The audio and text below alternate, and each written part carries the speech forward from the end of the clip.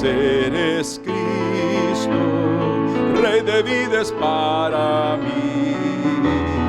Rindo ante Él mi todo, ser suyo por siempre decidí. Cumpliré lo que Él me pida, donde Él me envíe iré. Es el gozo de mi vida, su íntimo amigo seré. El gozo en mi ser es Cristo, Rey de vida es para mí. Rindo ante Él mi todo, ser suyo por siempre decidí. Cumpliré lo que Él me pida, donde Él me envíe iré. Es el gozo de mi vida, su íntimo amigo seré. Es el gozo de mi vida, su íntimo amigo seré. Señor, queremos orar en esta mañana para que tú nos des ojos para verte a ti nada más. Aunque, Señor, con estos ojos naturales tengamos que ver algunas diferencias, tengamos que ver ciertas cosas que nos pudieran incomodar, que nada de esa perspectiva humana, carnal, nos impida, nos evite conocer exactamente tu mover en medio de nosotros. Que podamos verte, Señor, y que en lugar de incomodarnos o hasta sentir envidia por la condición o por los dones o por las capacidades de los otros, podamos ver en nuestro corazón lo que tú nos has dado a nosotros y que seamos fieles ahí donde tú nos has colocado y con lo que nos has dado, Señor. Y alegrarnos por la bendición que tú les has dado a nuestros hermanos y a otras personas, Señor. En el nombre de Cristo Jesús. El gozo en mi ser es Cristo, Rey de vida es para mí. Rindo ante Él mi todo, ser suyo por siempre decidí. Cumpliré lo que Él me pida, donde Él me envíe iré. Es el gozo de mi vida, su íntimo amigo seré. Es el gozo de mi vida, su íntimo amigo seré. Amén. Amén. Pueden sentarse y vamos a dar tiempo entonces a la palabra del Señor para que hable a nuestros corazones. El título general de esta mañana es Todos somos parte del plan divino. Eso ya debiera realmente tranquilizar nuestros corazones en relación a las diferencias que existen entre nosotros, ¿verdad? Porque ustedes ya se han dado cuenta por la práctica, por la vida diaria, que muchas veces nosotros estamos insatisfechos con lo que tenemos, insatisfechos con lo que somos, insatisfechos hasta con nuestro cuerpo. Insatisfechos porque somos bajitos, porque somos altos y delgados, porque somos gorditos y bajitos, o porque nacimos en tal familia, o nos hubiera gustado nacer con aquella familia que tiene dinero, o esta otra que es famosa. No, nunca esas cosas deberían incomodarnos. Sin embargo, sí lo hacen. Y eso es en parte lo que vamos a ver esta mañana, que va a tener que ver con que las condiciones y las acciones de alguien más tienen un cierto grado de influencia sobre nuestras vidas. Deberían tener un grado de influencia positivo, tanto para ellos como para nosotros. Infelizmente, el grado de influencia a veces se convierte negativo debido a la perspectiva que nosotros lo estamos viendo, debido también a la condición de nuestro corazón, como decíamos al principio, de esa insatisfacción que muchas veces sentimos, pero que tenemos que aprender a vencer, a superar, para poder ver al Señor en cada aspecto y que no digamos: Señor, tú eres injusto, porque a este le diste esto y a mí no. No podemos verlo de esa manera, porque pecaríamos delante del Señor. creyendo que el Señor es injusto y no existe injusticia en Dios. Entonces,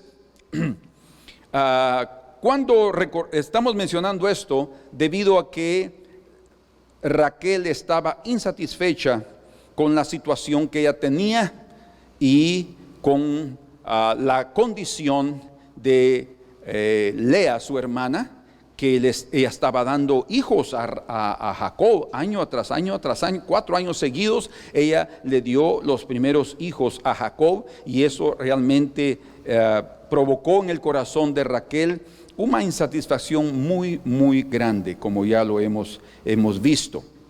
Y en lugar de buscar al Señor, que era el único que podía solucionarle su problema y darle tranquilidad a su corazón para esperar el tiempo del Señor, ella entonces tomó medidas. Ella hizo algo que según la época le estaba permitido hacer.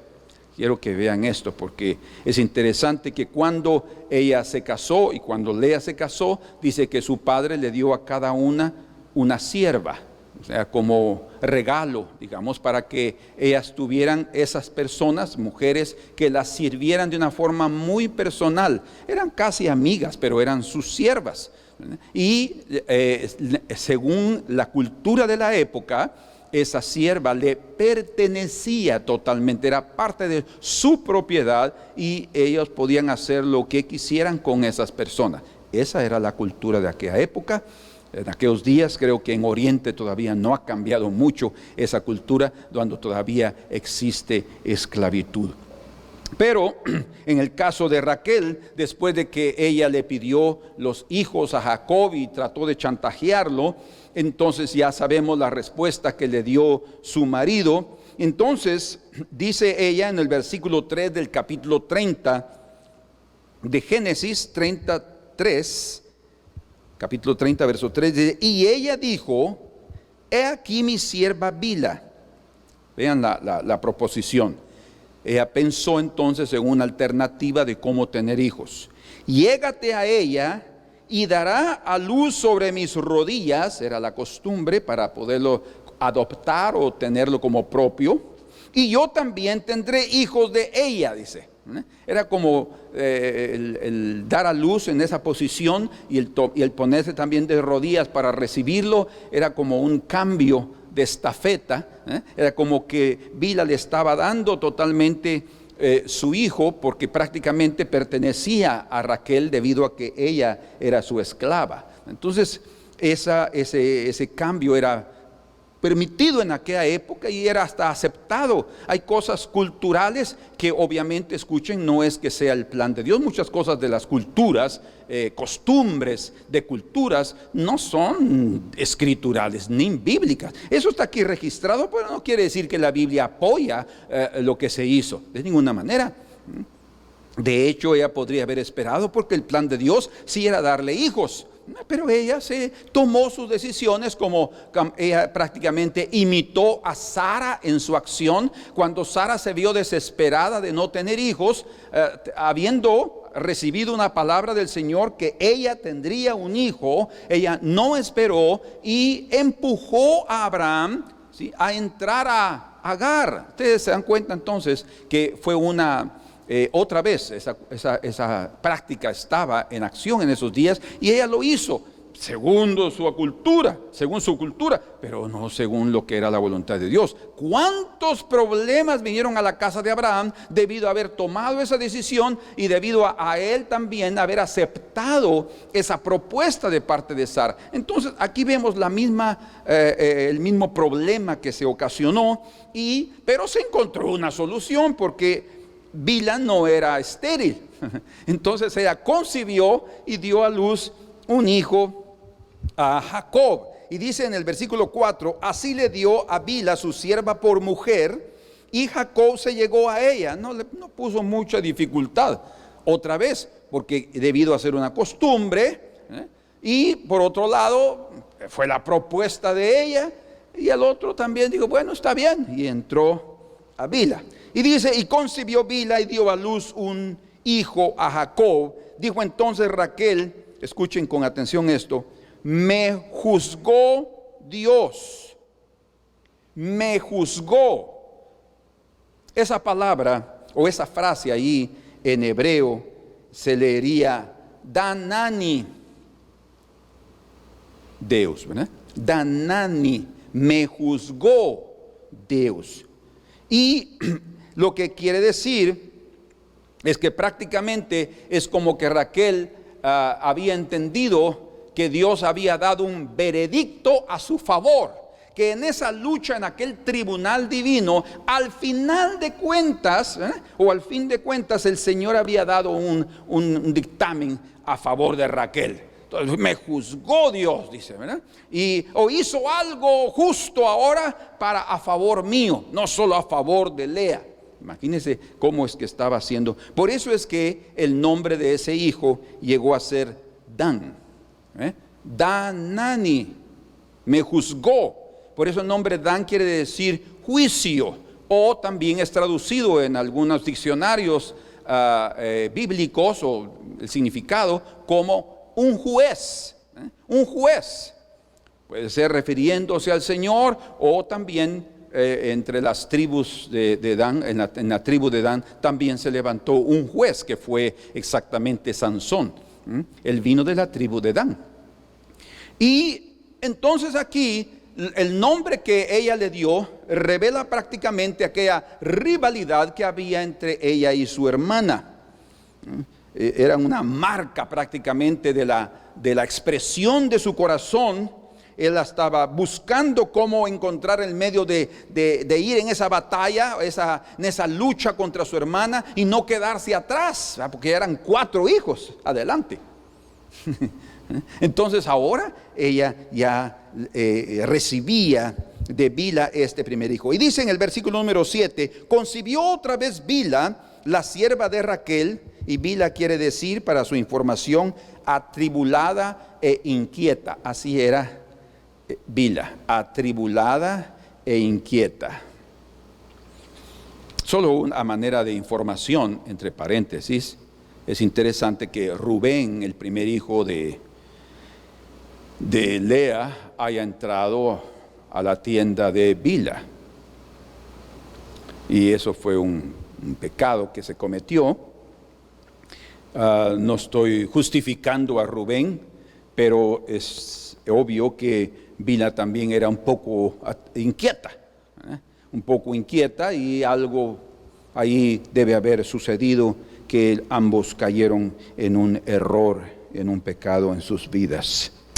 Pero en fin, dice que Bilha le dio a luz otro hijo a Jacob, y ese segundo hijo, Raquel, dice en el verso 8, con luchas de Dios he contendido con mi hermana. Entonces, por favor, son los 2 puntos que yo quiero que ustedes vean ahí.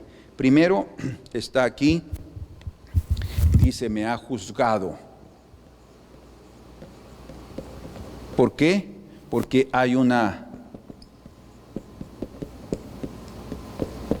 rivalidad entre las 2 hermanas. Y luego aquí dice con luchas o contienda. Luchas o contiendas. Dice ella aquí, con luchas de Dios he contendido con mi hermana. Y fíjense la frase que ella utiliza, con luchas de Dios. O sea, ella está ahí tratando de convencer al Señor que le dé hijos, porque ya Jacob le dijo que es él el que determina. Entonces, si ella no puede darle hijos a través de ella misma, pues lo encontró, y ahora ella está creyendo que esto es una luchas con Dios. Luchas de Dios he contendido, con luchas de Dios. Hay gente que a veces lucha con Dios, no en el sentido de Jacob, para poder ser librado de su propia realidad, sino luchar con Dios para obtener lo que quiere. Y ahí hay un peligro, porque nosotros no debemos encontrarnos luchando con Dios para que Él nos dé nuestras metas, nuestros objetivos. Ustedes pueden decir, pero Jacob también tenía una meta, pero era espiritual. Él no estaba buscando dinero, casas, propiedad. Ya el Señor lo había bendecido. Él lo que quería era un cambio, una transformación interna y poder tener la bendición de aquel que lo había bendecido materialmente, que ahora lo bendijera también espiritualmente, y eso era lo principal. Pero aquí está ella luchando, y entonces dice aquí, con luchas de Dios, y la palabra ahí en el hebreo es Naftul. Fíjense, Naftul. Por eso es que ella colocó el nombre de Neftalí, que exactamente quiere decir combate o lucha. Combate.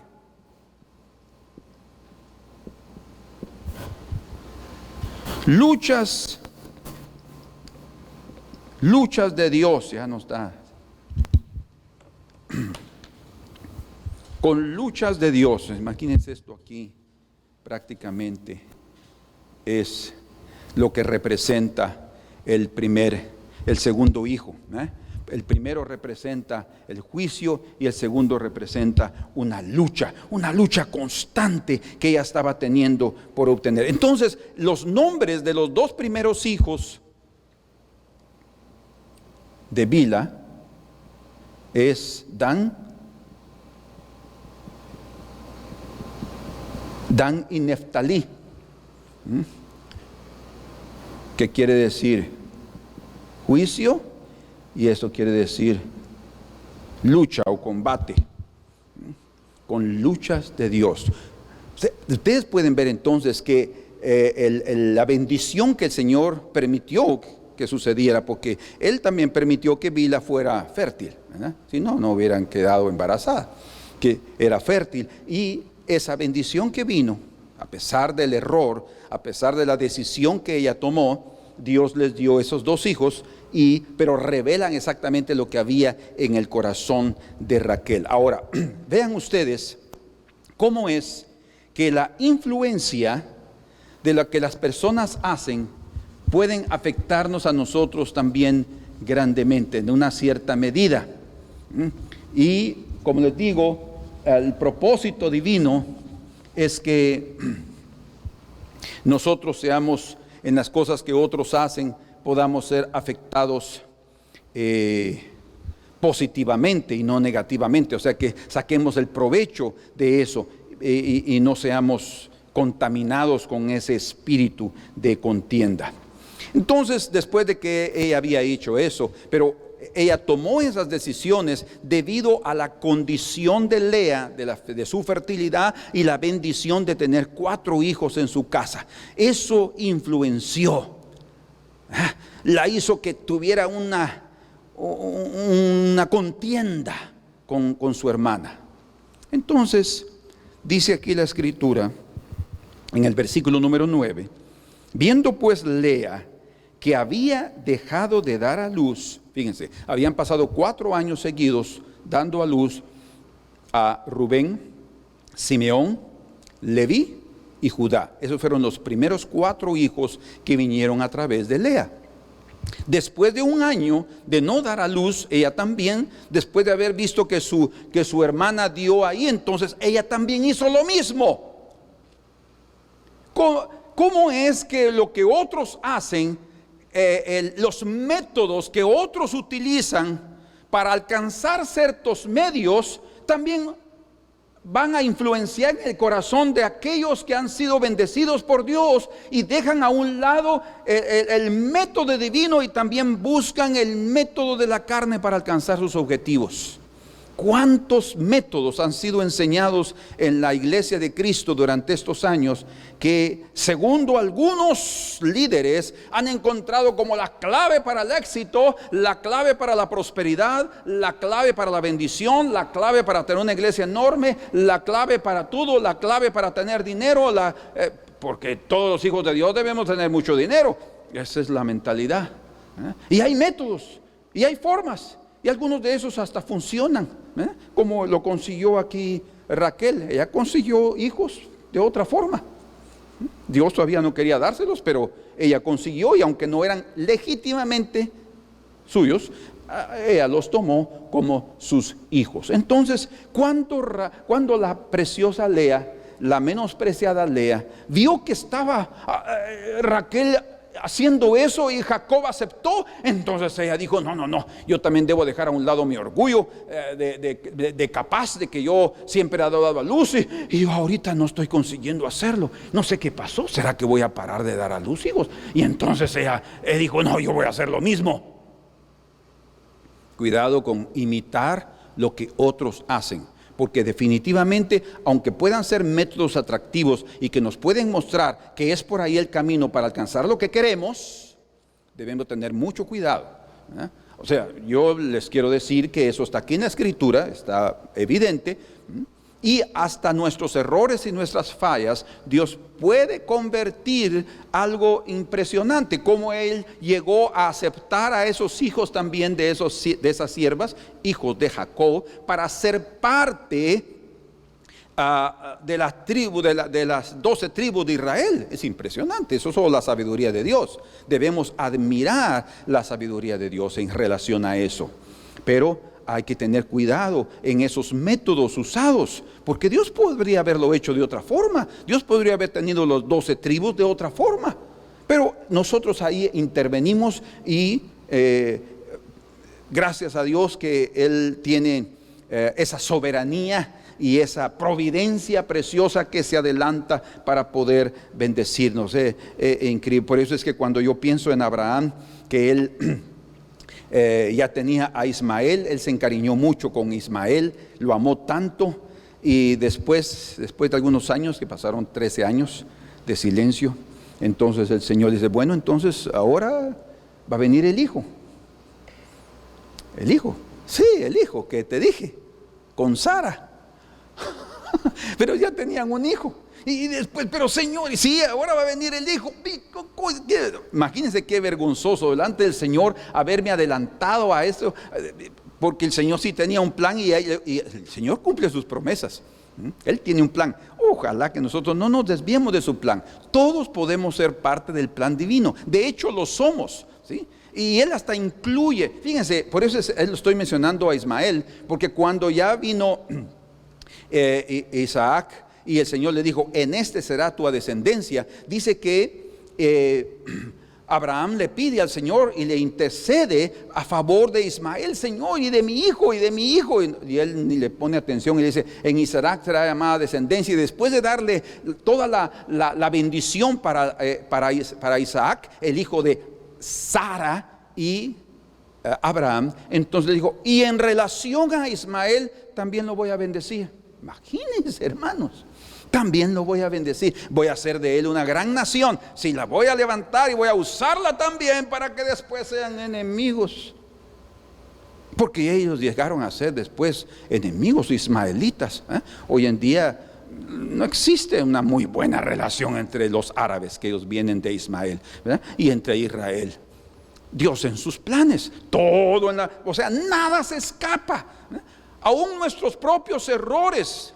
Dios trata con nosotros a través de nuestros errores, y Él soberanamente, en toda su grande e infinita sabiduría, va a dirigir todas las cosas para bien de todos y de toda la humanidad. Por eso es que nosotros tenemos que estar muy satisfechos con lo que el Señor nos ha dado, y no tratar de buscar métodos, porque lo único que vamos a hacer es complicarnos la vida y complicar la vida de nuestra descendencia, o sea, de nuestros hijos.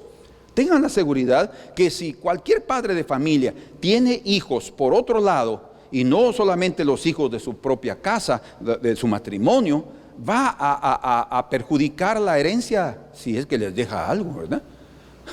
La herencia de estos, porque van a tener, si él fue reconocido, o aunque no fuera reconocido y él viene ahí, pero yo soy hijo de aquellos, van a sentir y comprometidos. Si tienen un corazón abierto a poder ayudar a alguien más, es bien complicado. Entonces nosotros podemos hacer las cosas más difíciles, nosotros podemos complicar la situación. Dios nos dé la gracia para entender, porque aquí encontramos entonces en el verso 9, dice: viendo pues Lea que había dejado dar a luz, tomó a Silpa su sierva y la dio a Jacob por mujer. qué interesante que el nombre de Zilpa quiere decir escorrer. Escorrer, como un hilo de agua que ustedes, como la agua que colocan en su mano y de repente comienza a salir de ahí, se está escorriendo como el aceite, o escorriéndose como la arena fina entre las manos. Ustedes agarran la arena y se les escapa. Eso quiere decir en el hebreo el nombre Zilpa, escorrer. Así fue como Lea se vio influenciada. Ni siquiera viene y busca al Señor para preguntarle: Señor, ¿qué está pasando? ¿Por qué? Espera, Lea, ya de aquí necesitas un tiempo de descanso. Ahí te voy a dar más hijos más adelante. Porque si ustedes se dan cuenta, ella tuvo 3 hijos más después, 2 hijos más, y a Dina, la hija de Jacob. Entonces Dios sí quería darle más hijos, pero ella se adelantó y ahí vinieron otros 2. Y dice aquí en el verso 10: y Zilpa, sierva de Lea, dio a luz un hijo a Jacob. Y dijo Lea: vino la ventura, y llamó su nombre Gad. Gad quiere decir tropa. Gad, tropa.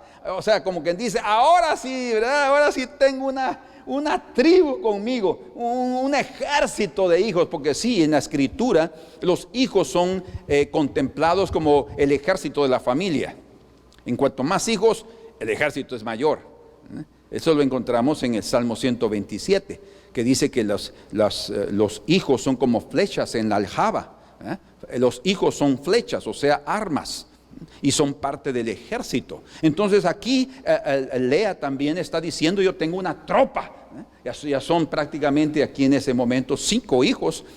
Y después Zilpa dice que también le dio a luz a Jacob el otro hijo, en el verso 13, y dijo: para dicha mía, porque las mujeres me dirán dichosa o bienaventurada, y llamó su nombre Aser, que quiere decir bienaventurada o feliz. ¿Verdad? Eso es lo que significa el nombre Aser. Y ella estaba feliz. Y es interesante para poder comparar las actitudes de las 2 hermanas, como Raquel lo miraba como una contienda.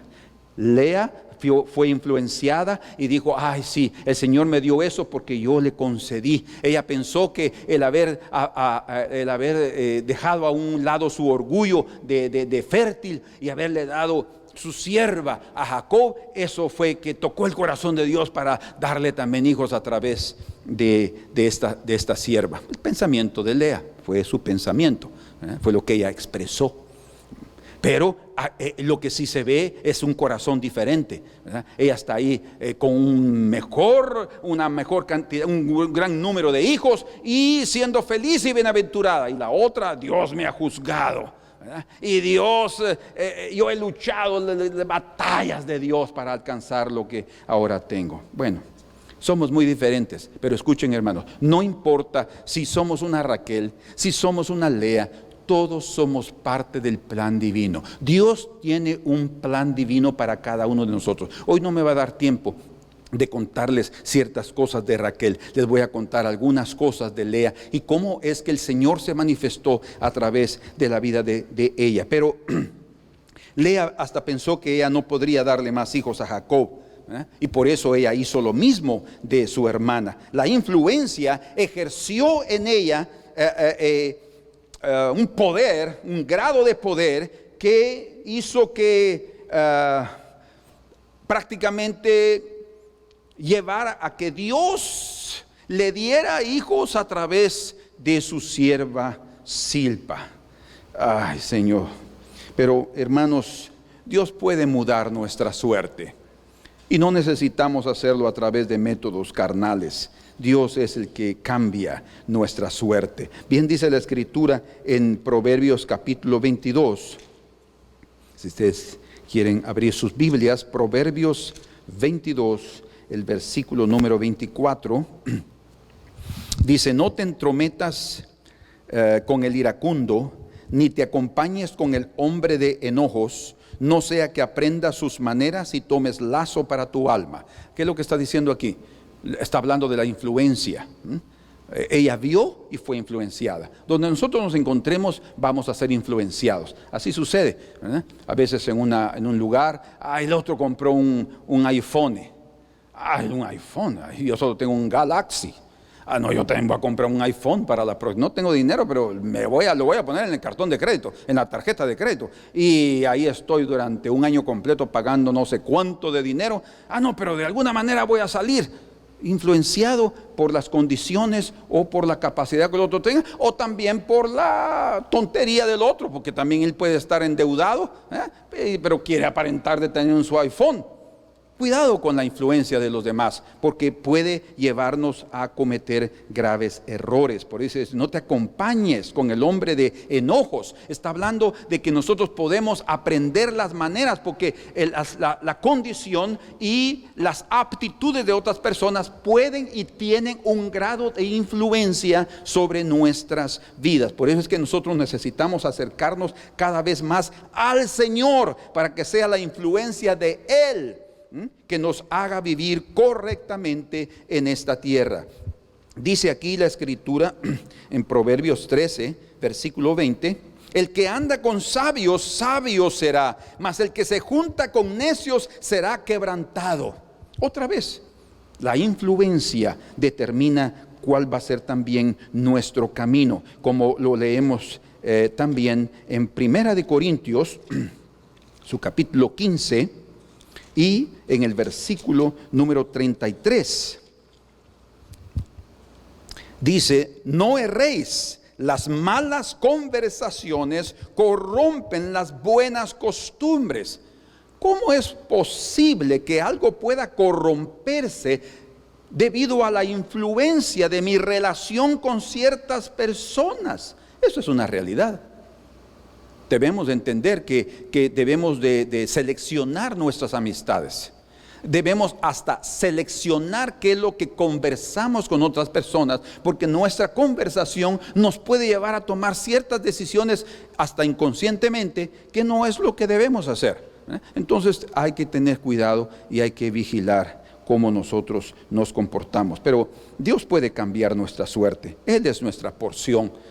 No trates tú de poner tu porción como tú la quieras. Es que yo quiero tantos, es que yo quiero esto, es que lo quiero lo otro. No, dejemos que el Señor en su perfecta voluntad. Y yo quiero decirles algo: ustedes pueden pedir lo que quieran. Todos nosotros podemos pedir al Señor lo que querramos, ¿verdad? Y Él hasta podría no lo dar, pero mejor es pedir lo que viene de su corazón, porque eso va a bendecirnos, ¿verdad? Dice en el Salmo 16, versículos 5 y 6: Jehová es la porción de mi herencia y de mi copa. Tú sustentas mi suerte. Las cuerdas me cayeron en lugares deleitosos, y es hermosa la heredad que me ha tocado. Dios escoge la heredad para mí y tenemos que deleitarnos. Cuando nosotros nos deleitamos en la heredad que Dios nos dio, en su herencia, ¿sí? Cuando nos deleitamos porque Él es nuestra porción, porque Él escoge por nosotros, esa influencia que existe en la condición y en las aptitudes de otras personas no nos van a afectar. Todo lo contrario, nos alegraremos por la bendición que Dios tiene, porque Dios puede estar delante de tus ojos bendiciendo a esta persona y no te está bendiciendo a ti. Eso no quiere decir que te va a faltar bendición. No, es el tiempo de la bendición para ella. Va a llegar el momento cuando Dios también va a comenzar a bendecirte a ti, y el corazón de ella va a ser probado, o de él va a ser probado. Entonces, no nos apresuremos en relación al juzgar, al criticar, o hasta decir: Señor, ¿por qué? No, tengamos un corazón que se alegra en aquel que es nuestra porción y nuestra herencia. Como dice aquí en el Salmo 73, yo solo les voy a leer esto, yo tengo varios versículos aquí, pero en el Salmo 73, verso 26, dice: mi carne y mi corazón desfallecen, mas la roca de mi corazón y mi porción es Dios para siempre. Mi carne y mi corazón desfallecen. Aquí en el Salmo 73, si ustedes se recuerdan, Asaf está recordándose de la prosperidad de los impios. Y cuando comienza a ver eso, cuando sus ojos se fijan, se enfocan solo en esa situación, se desfallece el corazón. Pues posible, ¿y yo qué? No, dice, mi carne y mi corazón desfallece, mas la roca de mi corazón y mi porción es Dios para siempre. Porque aquí los que se alejan de ti perecerán. Tú destruirás a todo aquel que de ti se aparta. Pero en cuanto a mí, el acercarme a Dios es el bien. He puesto en Jehová el Señor mi esperanza para contar todas tus obras. He puesto en el Señor mi esperanza. Y esa debe ser nuestra actitud cuando nos veamos en circunstancias como estas, un poco disparejas, privilegios, situaciones, condiciones muy favorables y nosotros no nos vemos así. No, cuidado con la apreciación, cuidado con la perspectiva y cuidado con el corazón, porque él puede engañarnos en relación a los sentimientos y a las emociones. El poder de la influencia puede cegarnos para no ver que Dios quiere continuar derramando su gracia sobre nosotros, pero nosotros queremos ir por aquí apresurándonos, ¿verdad? Como a veces podemos estar cuando éramos niños y entramos a una carrera para ver quién llegaba primero allá. Siempre buscábamos una manera de cómo llegar primero por otro lado. Una salida un poco ilegal, ¿verdad? No muy justa en relación a los otros que están por el camino que marcamos. Así es en la vida también. Muchas veces queremos tomar un atajo, queremos tomar un lugar donde no tengamos que hacer mucho esfuerzo o no tengamos que esperar mucho, porque somos bien desesperados. Pero no. Aprendamos y eso va a dar disciplina a nuestra alma. Y la disciplina, cómo trae un provecho enorme, trae madurez al corazón. Entonces, busquemos la influencia divina y veremos que el poder del Señor, su presencia es transformador. Él va a cambiar nuestra suerte. Él nos va a dar tranquilidad, felicidad y podremos disfrutar la vida. Conclusiones: no veamos motivo para competición o lucha las diferencias entre nosotros. Porque escuchen, Dios es el que establece las diferencias entre cada uno de nosotros. El color de los ojos. ¿Sí? No, pero eso es biológico, son los hijos. Claro que sí. Pero Dios está en todo. Dios está en todo. Mire, Isaac nació de la unión de Abraham y Agar, de Abraham y Sara, no de Agar. Ismael nació de la unión de Abraham y Agar. O sea, cada hijo viene, pero Dios es el que establece. Dios busca una descendencia para él. Por eso le dijo a Abraham que serás un hijo de Sara. Y es ese que está buscando un Isaac. Entonces, sí, tiene que ver la condición con quién es nuestro papá, quién es nuestra mamá, cómo nacemos, cuál es el color de su piel, de sus ojos, de su cabello. Todo eso es parte de, pero esa variedad, esa disposición es para darle belleza a la vida, es para darle justicia y equilibrio, y es para que nosotros nos alegremos y gocemos y digamosle: Señor, gracias por habernos hecho como yo soy y por haber nacido en la familia que yo nací, pobre, rica, interesante o no interesante, no importa. Tenemos que ver al Señor y alegrarnos. Sí, porque escuchen, cuando nosotros nos incomodamos por la bendición que el Señor derrama sobre otros, es porque es como que estuviéramos diciendo: Señor, tu ojo no es bueno solo con ellos, pero no con nosotros. No, eso hay que tener cuidado, porque ya lo hemos visto cómo en las Escrituras se revela eso.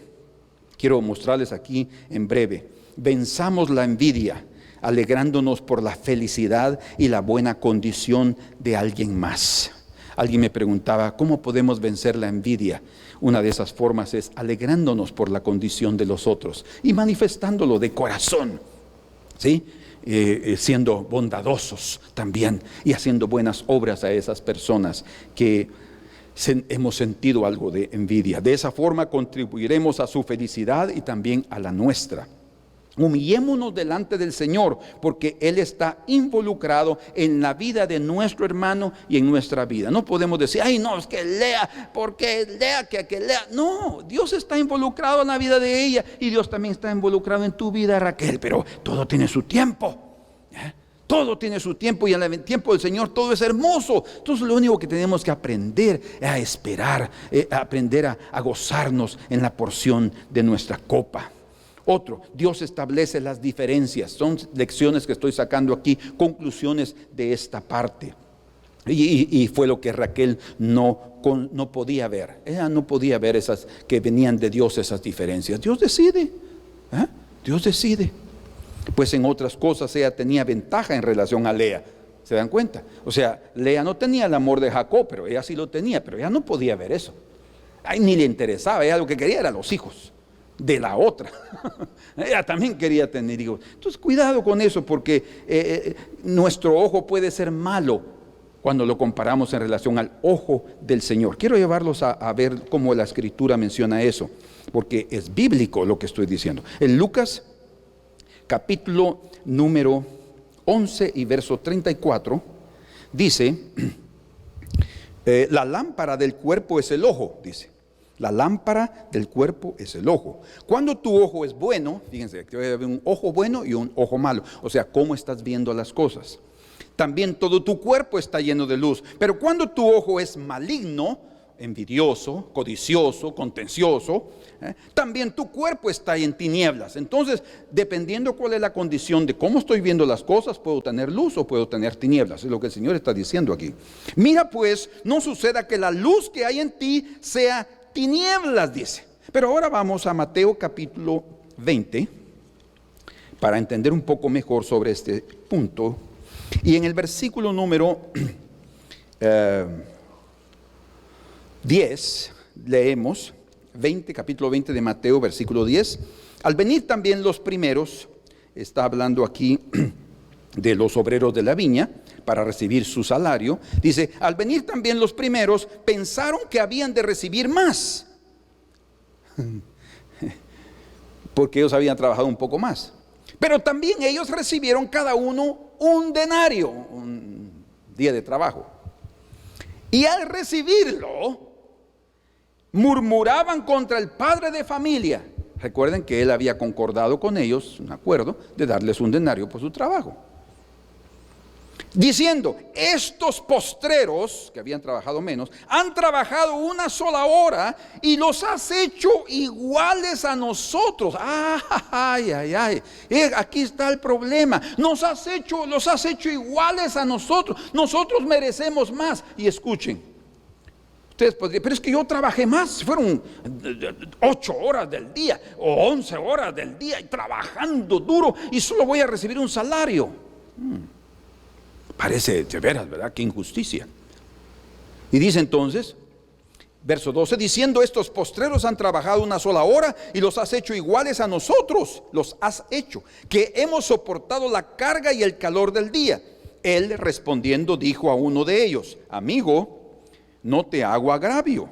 ¿No conveniste conmigo? O sea, él no quería entrar en contienda o en debate, ¿verdad? Porque ya le había, y no entró en debate por lo siguiente: ¿no conveniste conmigo en un denario? ¿Ustedes no? Sí. Entonces, pero ahora yo quiero bendecirlos a ellos también, ¿puedo hacerlo? El dueño de la viña, el dueño del dinero dice: no, yo también quiero bendecirlos a ellos aquí con darles lo mismo de ustedes, ¿puede ser? ¿Tiene él la obligación de preguntarte si debe bendecir al otro o no? Es lo que estamos diciendo. ¿Tiene Dios la obligación de preguntarnos: pero es que yo quiero darle a él eso que le estoy dando y a ti te lo voy a dar después? Tal vez no lo digo, pero lo tiene reservado ahí entre paréntesis, porque él te va a bendecir. Pero nosotros lo vemos ya como una injusticia. Y dice: y él respondió, dijo a uno de ellos: amigo, no te hago agravio, ¿no conveniste conmigo en un denario? Toma lo que es tuyo y vete. Escuchen, pero quiero dar a este como a ti. ¿No me es lícito hacer lo que quiero con lo mío? ¿O tienes tú envidia porque yo soy bueno? Ahí está el punto.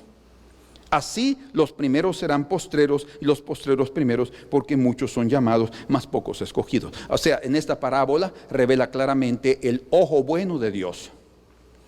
Dios decide bendecir a este. Y obviamente estos fueron probados porque trabajaron más. ¿Cómo? Pero no.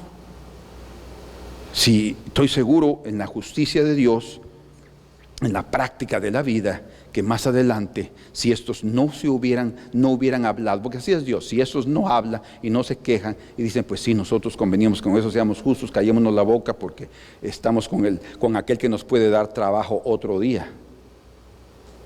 Si yo me quejo ahora, tal vez mañana cuando venga aquí, no, contigo no voy a darte trabajo porque siempre estás ahí alegando y ya me quieres formar un sindicato aquí en mi propia propiedad.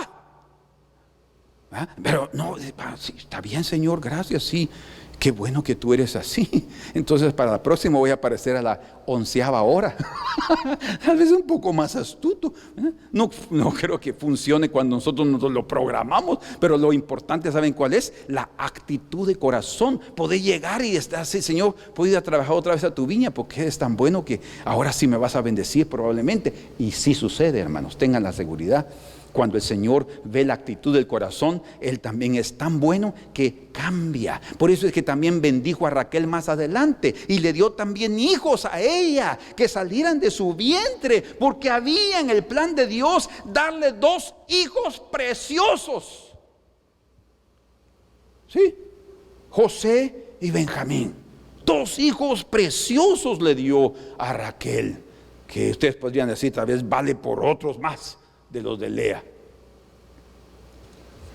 Bueno, entonces aprendamos, porque Dios tiene cosas preciosas para nuestra vida y Dios quiere bendecirnos grandemente. Entonces cambiemos nuestra actitud interna y el tiempo lluvioso que está sobre nuestra cabeza se convertirá en un tiempo soleado, porque Dios, el Dios soberano, es el que decide y juzga entre los hombres. Él puede cambiar. Cuando nosotros cambiamos nuestra actitud y nuestra postura, Él también va a bendecirnos grandemente. Así es que adelante, mis hermanos, no nos preocupemos en lo que está sucediendo, sino sirvamos al Señor. Y como último punto para terminar, veamos ahora cómo es que la fertilidad cómo fue curada la infertilidad, cómo vino la fertilidad de Raquel. Se me trabó la lengua. La fertilidad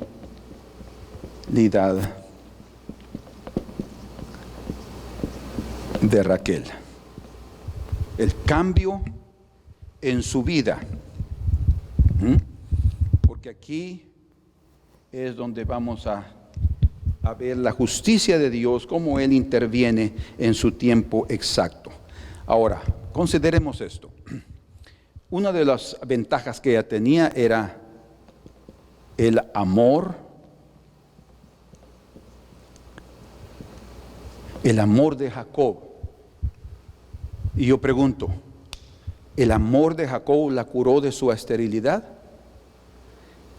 Entre paréntesis, hasta podría haber contribuido si ella se hubiera deleitado en ese amor y no estar poniendo atención envidiando a su hermana, ¿sí? Porque también una condición preciosa en el corazón, paz, tranquilidad, amor, gozo, eso cambia también fisiológicamente. Somos entes, tenemos un cuerpo químico, y el amor también da una sensación de bienestar en el cuerpo. La envidia carcome los huesos, dice la escritura en el libro de Proverbios. Entonces somos prácticamente psicosomáticos, es decir, la influencia del alma es poderosa también en el cuerpo, ¿verdad? Nos enfermamos muchas veces por nuestra condición, nuestro estado de ánimo.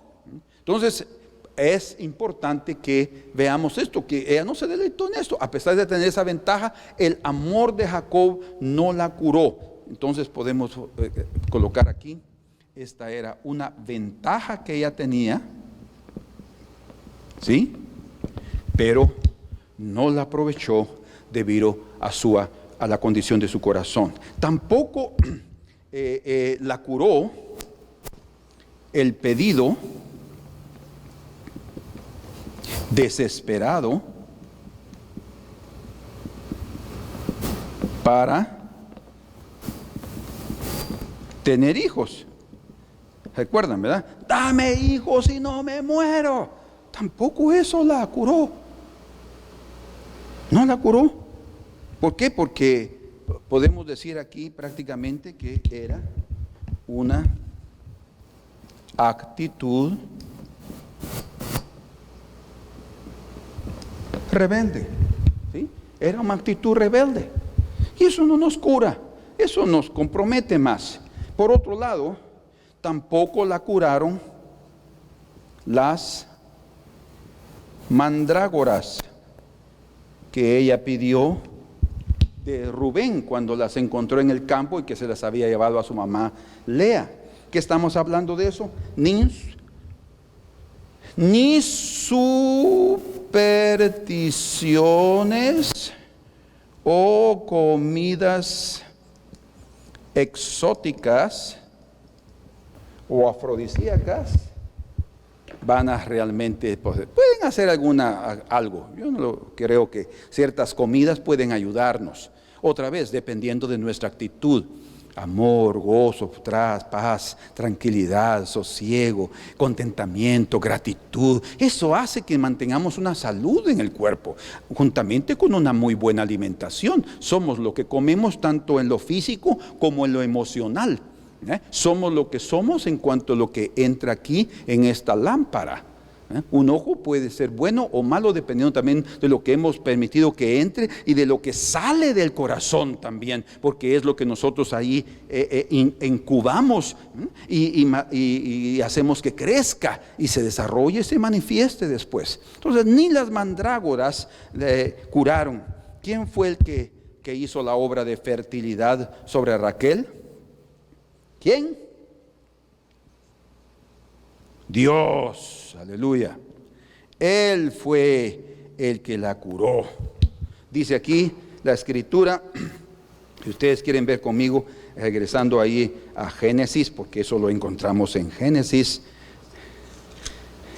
capítulo 30 y el versículo número 22. Dice aquí, y se acordó Dios de Raquel y la oyó Dios y le concedió hijos. Gloria a Dios. Se acordó Dios de Raquel. Algunos dicen, ¿se da cuenta, hermano? Es que Dios se olvida de nosotros. No se olvida de nosotros. Es como que cuando dice, y se acordó Dios de Noé. Si dejé a Noé ahí encima de las aguas, ya lleva unos cuantos días y yo aquí paseando en el universo. No, Dios no se olvidó de Noé. La palabra cuando dice Dios se acordó, esa palabra en el hebreo quiere decir que él comenzó a pensar, pero él estaba pensando ya. El acordarse es pensar, traer a la mente. Recordarse de nosotros es traer a la mente en el momento indicado. Es traer a la mente divina en su justicia, en aquel tiempo de equilibrio de las cosas. Se acordó de mí. Se acordó de mí. No es exactamente, al fin me llamé la atención del Señor. No quiere decir eso. Significa que fue el tiempo en el que Dios dice, ahora voy a manifestarme a Raquel. Y dice que Dios la oyó. Quiere decir que sí estuvo hablando, porque sí. Y Dios me dio. Ahora sí, Dios. Ella estuvo también pidiendo. Pero al fin el Señor le dijo, ahora sí. No significa que Dios no escuche nuestras quejas, que Dios no escuche lo que deseamos. Dios las escucha. Pero no quiere decir tampoco por el lado divino que va a decir, sí, general, yo voy a hacer lo que usted diga. No, Dios los escucha y dice sí. Y puede a veces hasta reírse en su corazón y decir, hijito, sí, yo voy a bendecir, pero no ahorita. Yo voy a darte lo que estás deseando, pero no ahora. Me falta un poquito más, necesito tratar algo en tu corazón, porque si no tienes esa emoción, ese sentimiento en tu corazón, no vas a ser capaz de poder enfrentar esto con la forma y la actitud que yo quiero que la tenga. Entonces Dios es un Dios tan precioso que Él actúa siempre a favor de nuestras vidas. Hay un tiempo para todo debajo del cielo, dice en el libro de Eclesiastés capítulo 3, esperándolo. Hasta ese tiempo está esperándonos, como dice también hablando de Jesús, que cuando vino el cumplimiento del tiempo, entonces Dios envió a su Hijo, nacido de mujer y nacido bajo la ley, para redimirnos. Hasta el tiempo de nuestra redención vino en el tiempo indicado, ni antes ni después. Entonces Dios sabía el tiempo exacto cuando Él iba a cambiar la suerte de Raquel. Por último, aquí veremos este último punto, y creo que es uno de los tal vez puntos más preciosos para que veamos cómo es que Dios actúa en nuestras vidas.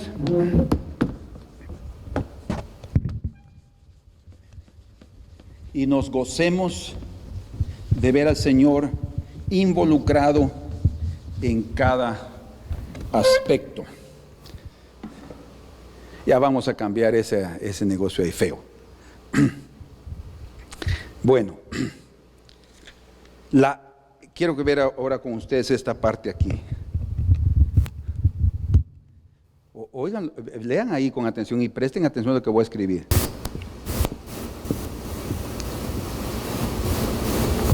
Ok. La elección de Dios por Lea. En las Escrituras leemos que Dios prácticamente escogió a Lea para ser la primera esposa de Jacob. Después, no, pastor, se equivoca, fue Labán. Sí, es cierto, fue Labán que le dijo a Lea: mira, vas a ser la primera que va a entrar aquí porque yo tengo negocios a resolver aquí y vas a entrar en ese negocio. Pero papá, ella también estaba preocupada. Como ya lo vimos anteriormente, Labán favoreció a Lea por su corazón codicioso. Ella terminó siendo favorecida en detrimento de la pobre Raquel, pero Dios también había escogido que Lea fuera la primera. No se escapa, hasta las astucias de los hombres Dios las utiliza. Dice la Escritura que hasta la ira de los hombres va a glorificar al Señor. Qué impresionante. Es solo para mostrarnos que Él es un Dios soberano en verdad. Entonces, ¿qué es lo que sucede? Dios la escogió para ser la primera madre de Israel. Ustedes, pero hay muchas madres en Israel, sí, espirituales. Débora fue una madre espiritual en Israel. Ruth la moabita también llegó a ser una madre en Israel. Hay muchas madres en Israel, ¿no? Pero hablando de Lea, es la mujer escogida para formar las 12 tribus de Israel, las primeras, y luego también Raquel.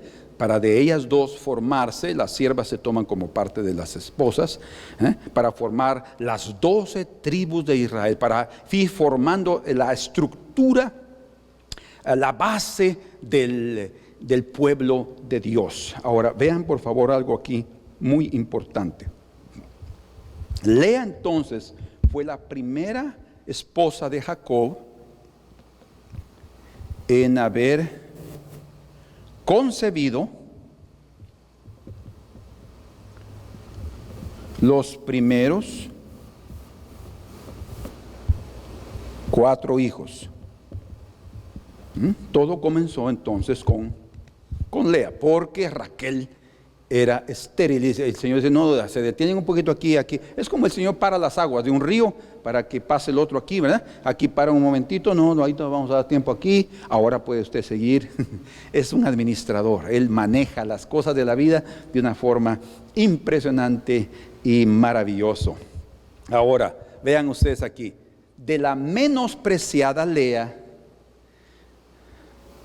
pongan atención, Él forma la monarquía de Israel, o sea, a través de Judá. El cetro vino a través de Judá. El reino se inicia a través de la tribu de Judá, del hijo, el cuarto hijo de Lea. Y también a través de Lea, el Señor tiene la base para formar el sacerdocio a través de Leví. ¿No es precioso eso? Cómo el Señor, sabiendo cada aspecto, escogió a Lea para formar la monarquía a través, bueno, sabemos que el primer rey, eso lo vamos a ver con Raquel, fue Saúl, que era de la tribu de Benjamín, o sea, descendiente de Raquel. Pero el primer rey realmente que vino, que fue colocado según el corazón de Dios, dice la Escritura. Saúl fue escogido según el pueblo que quería un rey como las otras naciones. El Señor dice, está bien, puede hacerlo. Ellos quieren que yo no reine más sobre ellos, está bien, les voy a dar este rey. Pero de ahí viene David. Entonces la monarquía y el Mesías viene de Judá. O sea, prácticamente el reino de Dios estaba manifestándose a través de este hijo de Lea. Y el sacerdocio es formado por la tribu de Leví, porque de aquí viene, de la tribu de Leví, viene Aarón, ¿sí? Aarón y los levitas. Los levitas eran el resto de la descendencia de Leví, que eran los ayudantes, podemos decir así, los diáconos de los sacerdotes, porque los sacerdotes eran únicamente Aarón y sus hijos. Eleazar y todos esos hijos que él tuvo fueron los sacerdotes. Todo descendiente de Aarón eran sacerdotes, pero no todos los descendientes de Leví podían ser sacerdotes. Solo los hijos de Aarón. Pero de esta tribu prácticamente se formó el sacerdocio. Entonces Dios tenía un control maravilloso a través de esta vida, de esta mujer que él había escogido para hacer la bendición. Y la razón de por qué Dios escoge al débil y al menospreciado, y aquí termino, dice la Escritura en 1 Corintios 1:29, recuerden que Lea era la débil, ¿verdad? Dice que sus ojitos manifestaban cierta así debilidad, cierta flaqueza, y también era la menospreciada. ¿Sí? Ahora vamos a aprender por qué Dios escoge a la débil y por qué escoge a la menospreciada. Esa es su naturaleza desde el infinito, o sea, desde la eternidad. Dios es así, Él continúa siendo así y Él será así. Y Él nos lo quiere revelar por la siguiente razón. En 1 Corintios capítulo 1 verso 29 dice, a fin de que, con el propósito de nadie se jacte en su presencia. Dios no va a escoger a aquel que dice, aquí estoy yo, gracias Señor por haberme escogido porque soy el indicado para estar en este lugar. Tal vez el Señor entonces no te escogió. No, aquel que dice, no, pero yo no soy capaz de eso, Señor, pero estoy dispuesto a hacerlo. No está diciendo que no puedo. No, está dispuesto a hacerlo, pero reconoce en su corazón que no es capaz. Pero la capacidad, Dios no llama a los que son capaces a la obra, pero Él sí capacita a los llamados, como se ha dicho. Él los va a capacitar. Y dice también en 1 Corintios capítulo 1 verso 31, para que, como está escrito, el que se gloría, gloríese en el Señor.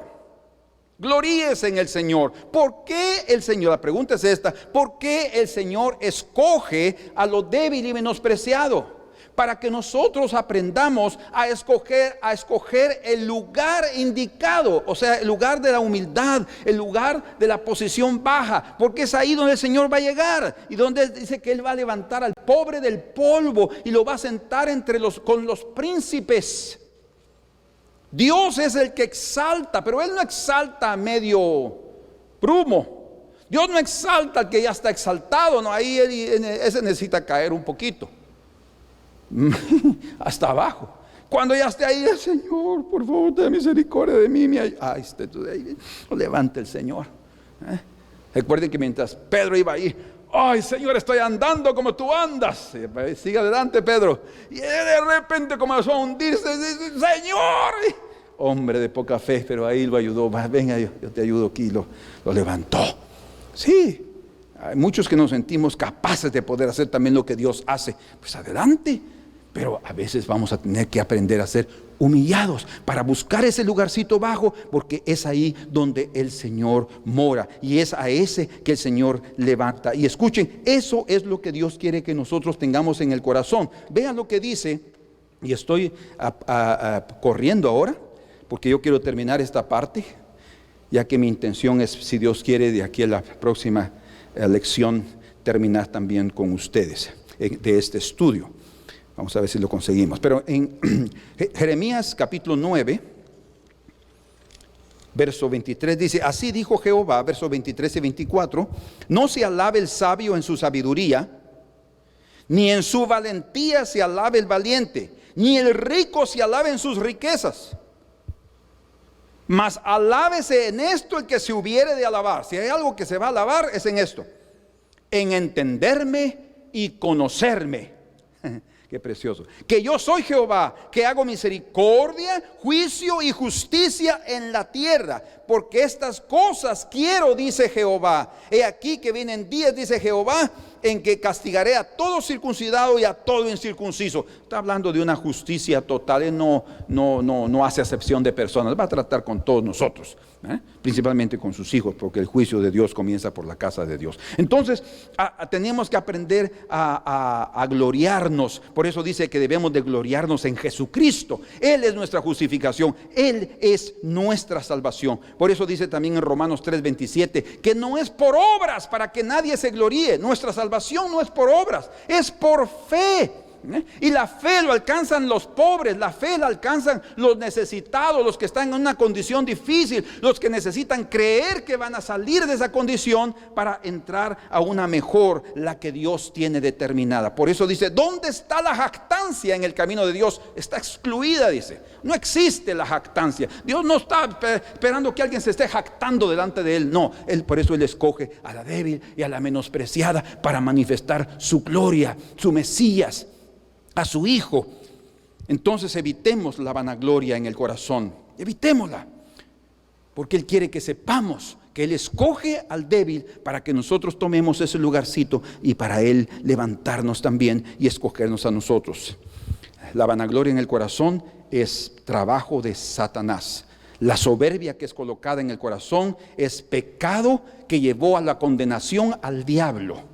Y por eso Satanás lucha y trabaja y se esfuerza para que nosotros también tengamos cierta soberbia, cierta altanería, cierta vanidad, cierta jactancia, que tengamos: ay, sí, realmente si no fuera por mí las cosas no suceden. Ese pensamiento es el que Satanás quiere poner en tu corazón, porque ese pensamiento nos aleja de Dios, porque Dios mira de lejos al soberbio, dice, pero al humilde lo exalta y lo acerca a Él, porque es como semejante a su propio corazón. Entonces dice en 1 de Timoteo capítulo 3 verso 7 que hay un lazo del diablo. ¿Saben cuál es el lazo del diablo? El lazo, ahí en el griego, quiere decir trampa. Trampa. Hay un lazo. Y esa trampa es muy importante, esto que les voy a mencionar, porque la Escritura menciona que si la armadilla o la trampa es colocada delante de los ojos del ave, el ave no va a caer ahí, porque él está viendo que están colocando una trampa y él se va.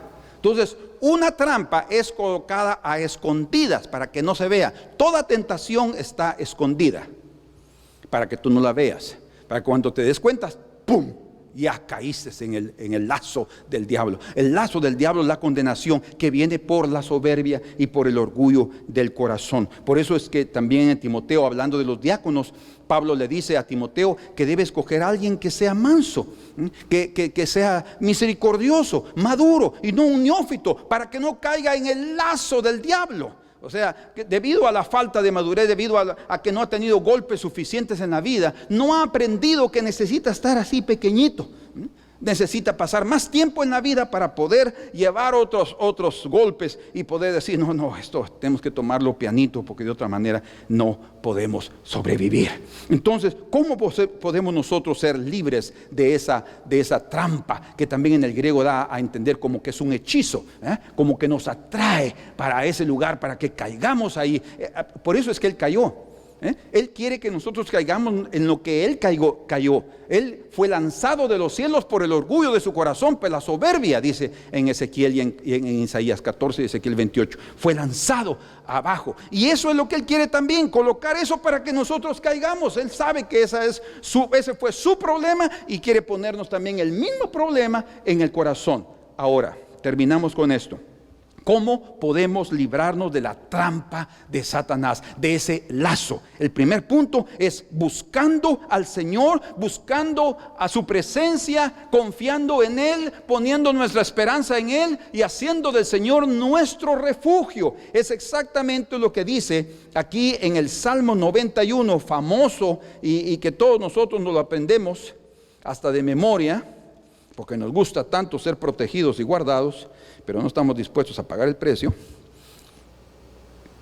Aquí dice en el verso 1: el que habita al abrigo del Altísimo morará bajo la sombra del Omnipotente. Escuche: diré yo a Jehová, esperanza mía y castillo mío, mi Dios en quien confiaré. Y ahí dice: y Él te librará del lazo del cazador, de la trampa y de la peste destructora. ¿Quién te libra del lazo del cazador? ¿Quién es el cazador? Es Satanás. Él está detrás de nuestra alma, poniéndonos trampas, del orgullo, de la vanidad, de la jactancia. Pero podemos ser librados de esa trampa exactamente en el lugar donde está escondida esa trampa, a través de buscar al Señor, de poner en Él nuestra confianza. Porque cuando dejamos de confiar en Él, buscamos nuestros propios medios y ¡pum!, caemos en el lodo, caemos en la trampa, caemos en la tentación, porque esa está escondida para que no la veamos. Pero el Señor puede librarnos si tan solamente hacemos de Él nuestro refugio. Punto número 1. Punto número 2: humillándonos, reconociendo nuestros pecados. Vea lo que dice aquí en el libro de Proverbios, en su capítulo número 6, verso 1 al 5, dice: hijo mío, si salieres fiador por tu amigo, si has empeñado tu palabra a un extranjero. Lo que está diciendo es: has cometido un error. Te has enlazado con las palabras de tu boca y has enlazado. O sea, nosotros mismos podemos caer en una trampa. Y te has enlazado y has quedado preso en los dichos de tus labios. Ahora dice aquí el consejo, verso 3: haz esto ahora. O sea, hay una acción que se debe tomar para liberarnos de ese lazo.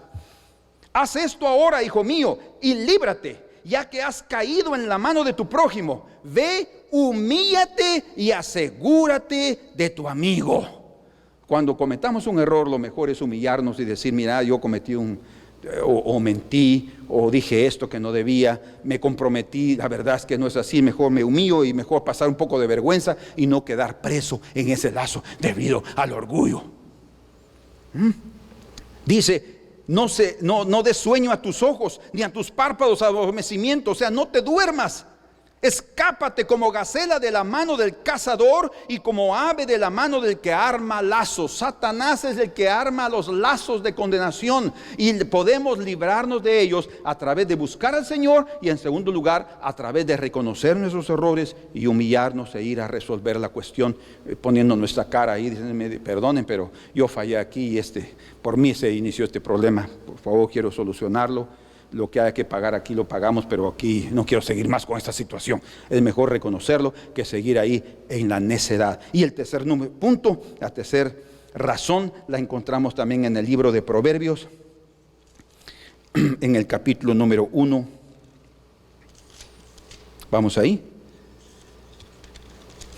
Capítulo 1, el versículo número 15. Dice: hijo mío, ahí está el consejo otra vez: no andes en camino con ellos. Vean, entiendan cuál es la clave. ¿Cuál es la primera? Buscar al Señor, poner en Él nuestra esperanza. Él es nuestro refugio. Si confiamos en Él, Él nos va a librar del lazo del cazador. Primero. Segundo, humillándonos, reconociendo nuestras faltas y resolver la cuestión con nuestros amigos. Y tercero, ahora dice: hijo mío, no andes en camino con ellos. Aparta tu pie de sus veredas, porque sus pies corren hacia el mal y van presurosos a derramar sangre, porque en vano se tenderá la red ante los ojos de toda ave. En vano. ¿Será que hay algunos que aún viendo que le están poniendo la red va a caer en el hoyo? Ay, tal vez sí, ¿verdad? Dice: porque en vano se tenderá la red ante los ojos de toda ave, pero ellos a su propia sangre ponen acechanzas y a sus almas tienden lazo. Tales son las sendas de todo el que se da a la codicia, la cual quita la vida de sus poseedores. ¿Cuál es el tercer consejo entonces para liberarnos del lazo del cazador?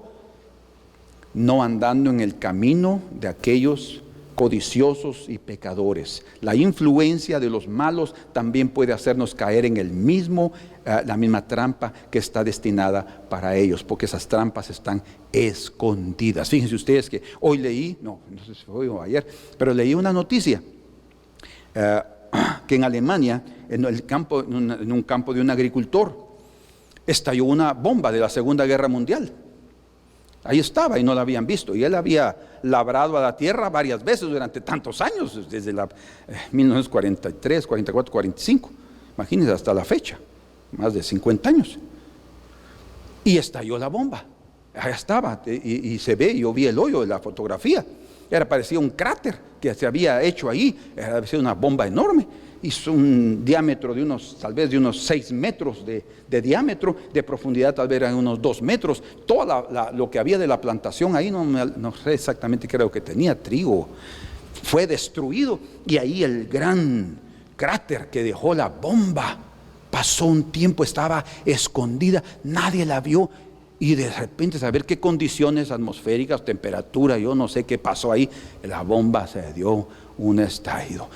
Nunca sabemos dónde estamos pisando, ¿verdad? Las cosas a veces pueden estar escondidas, pero si estamos buscando al Señor, Él va a guiar nuestros pasos. Si estamos nos humillando, Él exalta y Él protege a los humildes, los pone en su mano, ¿verdad? Y si resolvemos nuestros problemas con los demás y no andamos en las amistades incorrectas y escogemos a quienes son nuestros amigos, Dios también va a guardarnos de los lazos del enemigo. Así es que hemos aprendido ya algunas otras cosas, detalles importantes, lecciones para la vida en esta lección. Señor, muchas gracias. Bendecimos tu nombre, sabemos que es bendito para siempre, mas con todo nuestro corazón queremos darte gracias por tu palabra, por las lecciones que aprendemos en ella, Señor, hasta por los errores de nuestros hermanos y de los personajes bíblicos que aquí están registrados. Hasta a través de ellos tú nos enseñas grandes lecciones. Señor, que aprendamos, y principalmente que aprendamos a que la influencia que ejerce la condición y las cosas favorables que otras personas puedan tener en detrimento de nosotros, no nos afecten, Señor, sino tengamos una buena actitud para administrar nuestro corazón, para manejarlo, para no dejar que nuestras emociones nos engañen. Señor, en el nombre de Jesús, danos por favor un corazón precioso que te busque. Señor, que no caigamos en las armadillas, que no caigamos en las trampas del enemigo que está ahí poniendo lazos escondidos para que caigamos en el mismo pecado que él cayó y fue lanzado de tu presencia. Señor, nosotros queremos vivir en tu presencia para siempre. No queremos ser influenciados por el mal. Queremos tener un buen ojo, Señor, un buen corazón, siendo bondadosos y no prestando atención a las cosas pasajeras de esta vida. Queremos poner nuestros ojos en la herencia eterna. Tú eres nuestra herencia, tú eres nuestra copa, nuestro cálice, Señor. De ti queremos vivir siempre y beber para siempre, Señor. En el nombre precioso de nuestro Señor Jesucristo. Gracias te damos, Señor. Oh, bendito sea, Señor. El gozo en mi ser es Cristo, Rey de vida es para mí. Rindo ante Él mi todo, ser suyo por siempre decidí. Cumpliré lo que Él me pida, donde Él me envíe iré. Es el gozo de mi vida, su íntimo amigo seré. El gozo en mi ser es Cristo, Rey de vida es para mí. Rindo ante Él mi todo, ser suyo para siempre decidí. Cumpliré lo que Él me pida, donde Él me envíe iré. Es el gozo de mi vida, su íntimo amigo seré.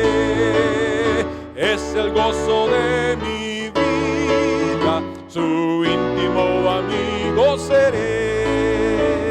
El gozo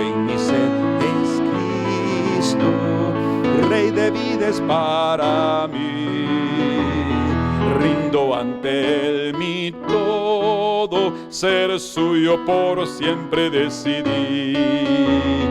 Cumpliré lo que Él me pida, donde Él me envíe iré. Es el gozo de mi vida, su íntimo amigo seré.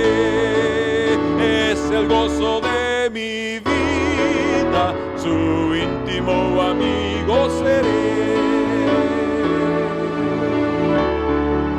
Amén. El Señor les bendiga. Disculpen que me pasé un poquito con el tiempo, pero quería avanzar y no quedarnos muy atrás en lo que estamos estudiando. Dios los bendiga. Nos vemos el próximo domingo si el Señor lo permite. La paz del Señor.